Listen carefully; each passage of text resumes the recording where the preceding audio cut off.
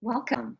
It's exactly 1 o'clock, and this is the time that I love to start the Facebook Live and the simultaneous YouTube video.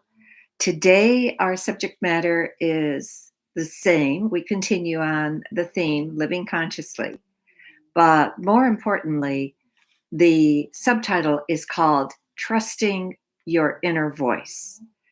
And March, we are in March. And what we had this week was the celebration of St. Patrick's Day. And I have to laugh because I feel that in March, on St. Patrick's Day, the whole world becomes Irish. And I know that during the times that we had in the past, there was one picture that vividly stands out in my mind. I think it was the front page of the Washington Post, and they showed one of the Irish pubs, and people were celebrating at 8 o'clock in the morning, and that would go on continuously. Now, I have been asked by St. Patrick to bring forth his story because his story ties into the subject matter completely, trusting your inner voice. And most people only know a few things about St. Patrick. And one of them apparently is a myth that he chased all the snakes out of Ireland. Apparently, there were no snakes in Ireland. So, anyway, what I researched and what I found out was that St. Patrick was born in the 300 ADs. March 17th was the date that he died. But he was born, and he was born into a wealthy British family. He wasn't Irish. And he, as a 16-year-old, apparently Irish raiders came in and stole him and then took him into servitude or slavery. So, as a 16-year-old, he found himself in Ireland and working as a shepherd and not having any, say in it, and certainly not getting any pay for it. But what what happened to him at 6 years later, at the time of the at a time when he was out tending his sheep, was that he had a dream, and in that dream, he was told to walk across Ireland, a 200-mile trip, not take anything, leave everything behind, and simply walk across Ireland. And at the edge, when he reached the water, there would be a ship waiting for him to take him back to England. And he trusted the information in that dream. And so, what he did in walking across Ireland, it doesn't really say how long the trip took him, but I would imagine somewhere in the neighborhood of 4 to 10 days, depending upon how long he had to walk. Whatever he needed, he was given. If he needed shelter, he found a place to have shelter. If he needed food, he found food.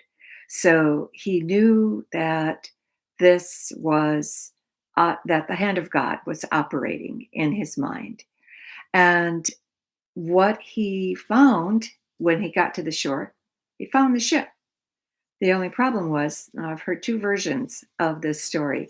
In one version, he was able to talk the captain into giving him free passage by letting him know that he had been stolen from Britain, and he, was not Irish. I think that was easy to prove, probably from his accent. But the second version was that he was not able to convince the captain, and he had to go as a stowaway. So regardless, he did find his way back to England. He has eventually he becomes a priest, he goes into the seminary, becomes a priest, has another dream, and this time he is told to go back to Ireland as a missionary. And so this is, you're talking about the 4th century AD. This is 300s. Um, the world in the Celtic world, the Celtic kingdom, was very much still pagan. So he used as much of the pagan symbols and the pagan rituals as possible. He worked a lot with fire. He also, and everybody does know this, he used the clover, the 3-leaf clover, to identify 3 persons in one God, just as there are 3 leaves, heart-shaped leaves on the clover, unless you're lucky enough to find a 4-leaf clover. And certainly those do exist. We've seen plenty of those in gift shops. So effectively, he then converted the people in Ireland to Christianity, but if by using the pagan rituals. And he was very great in his way of just adapting to the what the people needed at the time.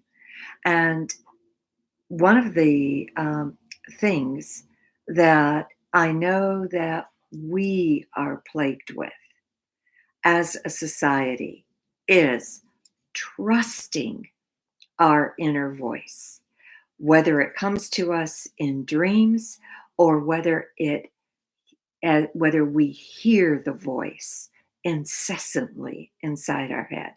Because the first thing that you hear is that, oh, yeah, this aligns with schizophrenia, or you're delusional, or some other type of mockery. And who in the world wants to be mocked? No one. So most of us who have lived and have had to live by trusting an inner voice usually keeps it silent. Usually we share it with a very few trusted colleagues. Um, this was basically my life. I heard an inner voice from the time I was 8, and even at the age of 4 years of age, I looked up at the sky and I said, "Who am I and what is my purpose? Why am I here?" And I knew with complete certainty that I was old, and I knew what old meant. So I already had a different sense of belonging on this planet, or effectively being a stranger to this planet, not knowing why I was here. But my inner voice has always been a very strong part of my life, to the point when I was guided by my inner voice to give up real estate as my chosen career. I literally gave up 85% of my income because I retained the property management part of it. I stayed in the property management and gave up the listing and selling, which took up so much of my time, but brought back a very lucrative amount of money. And the property management, even though it was only 15% of my income at that time, I had this crazy idea in my head that, and I believe it was given to me by spirit, that if I could only pay my bills for the next 3 months, I could pay them for the rest of my life. So I really believed that with every fiber in my being, because I believed that if this was something that was being asked of me, God would help me effect it. God would help me become the person that I was had committed to be while I was a spirit, and still maintain a life, a livelihood, a life, and still maintain a responsible position on this planet. I wasn't about to declare bankruptcy. I wasn't about to go on welfare. I wasn't going to do anything that was irresponsible. I was going to pay all my bills, everything that I had an obligation to. So I really had to trust my inner voice. And fortunately, in the 90s and in the 200s, the 2000s, I I heard my inner voice so strongly every day that what was happening to me at that time was that it was waking me up between 2 and 4 a.m. And it was words were being given to me, words were being downloaded into me. And it was almost as if I had inner dictation. So I would sit down, I would go to the computer, sit down and capture those words. And I haven't reread anything that I wrote in the 90s, but I'm just on the verge of doing that and seeing what it is that I need to uh, bring forward. And I do want to assure you that in my book, Own Your Power Day by Day, 365 Meditations, those words that were given to me, where I did not change a single word in the paragraph or in that day's lesson, those words are italicized. So you will recognize immediately when you run into a chapter, a paragraph, a section where those words are exactly as Spirit gave them to me. The others, I edited and re edited and re edited and re edited. So effectively, one of my categories in my book, one of the sections was for me to make different choices. And one of the huge choices that I was faced with is giving up my career in order to do what my soul's contract was. But the other category that followed it, that I fit a whole huge number, 2 months worth of my lessons in, was believe that it is possible. And that is the biggie. That is us having to trust that if God leads us to it, God will lead us through it. I never had the idea that I wanted to be a neurobrain surgeon or an astrophysicist or something in the science or math field. Never had that. But literature always drew me. Great ideas always drew me. Anything spiritual, anytime that I had an opportunity to talk to somebody about spiritual, um, anything that was happening. I know when I was starting college at U of M, Duke University at that time was doing spoon bending. And anything that I could read about what they were doing was just made my heart sing. And I felt as if time literally was suspended, time was standing still. And this is you. This is what is going to happen to you when you are going to trust your inner voice, especially when it comes time to do something that you think you can't do. Eleanor Roosevelt made this beautiful statement. She says, "Do what it is that you think you cannot." She was a very awkward. She always felt like a very awkward child. She felt like she had no speaking skills. And yet, one of the things she did was give a radio show once a week called My Day. And she would also write a corresponding column. Never saw herself as having the ability to do that, but really did do uh, made a marvelous job of that.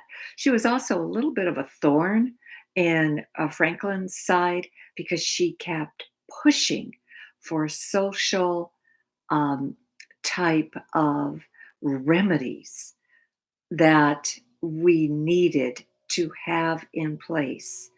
And it was thanks to Franklin Roosevelt that we have Social Security. I can't tell you how many people I run into that live on Social Security, that at the end of their at retirement, because for one reason or another, their retirement funds were taken away from them, and so they do rely on Social Security. So one of the things that spirit is going to do for you to kind of bolster you, to make you feel a little bit less afraid of trusting your voice, spirit will send you signs. And I can remember the most dramatic that I had, well, actually, two related to this, to fire. I walked into the bathroom because typically I was awakened between 2 and 4. So I walked into the bathroom, it's 2 a.m., and there is a lit candle. And I walk over to it and I see that there's practically no melted wax. That candle was lit just prior to me walking into the bathroom. Again, miraculous. And the second one, I did tell my husband this. The second one, I never shared with my husband. He would have had my head because I had this silly habit of putting a lit candle and not in its little votive, but putting it directly in a little saucer that was tended to by three angels. And this was a bronze type of saucer. And the three angels were just the little cherubs praying over this light. Well, I lit that candle and left. And the next morning, when I came down for my meditation practice, I saw that there was a minuscule, tiny little flame outside of the little saucer. I don't know how it got there. I presume that, well, I don't know. All I know is it was there, and I vowed at that moment in time that I would never light a candle again in that little saucer without putting it into a votive, because at least with the votive, it would be secure and everything. But I truly feel that the angels were trying to tell me it doesn't matter what happens, you will be protected. You are protected because the next thing that could have happened is that obviously something could have caught fire and nothing did. So I really have to completely trust in God that I am protected and that I do trust every single message that comes to me through my spirit self. One of the things that I wanted to share with you is that, and not many people, I've heard a lot of spiritual speakers, and I've heard a lot of people talk about this, but I've only heard one share this next bit of information. I refer to my guides time and time again, and many people do. But effectively, what I wanted to share was that your guides are a part of you. They are a part of your higher self. They are a part of your angelic self, your archangel self, your ascended master self. So, effectively, who are you listening to when you listen to your guides? You are actually listening to the being inside of you that is known as your higher self. And this is your God self. So, this should make it easier for you to accept the voice inside your head. And during this period of COVID, where we're still in lockdown and we still will be for maybe just a short time more, you do have more time. You do have more free time. And some of you, others of you have just been so burdened with extra work that it has been impossible for you to pursue anything spiritual. But I hope that that time does come for you and that you make the time to explore who it is that you are and what it is that you're here for. Every one of us has a purpose, even if that purpose is to do nothing but rest. And then, if you have that as your purpose, God bless you. You're very, very lucky because most of us um, do not. Most of us are working on lessons. Most of us are doing the work that we came here to do, but which is also to help Mother Earth ascend. I thank you for watching. I bless you. I hope that you have a wonderful week and enjoy the rest of the time that you have on this planet. Thank you.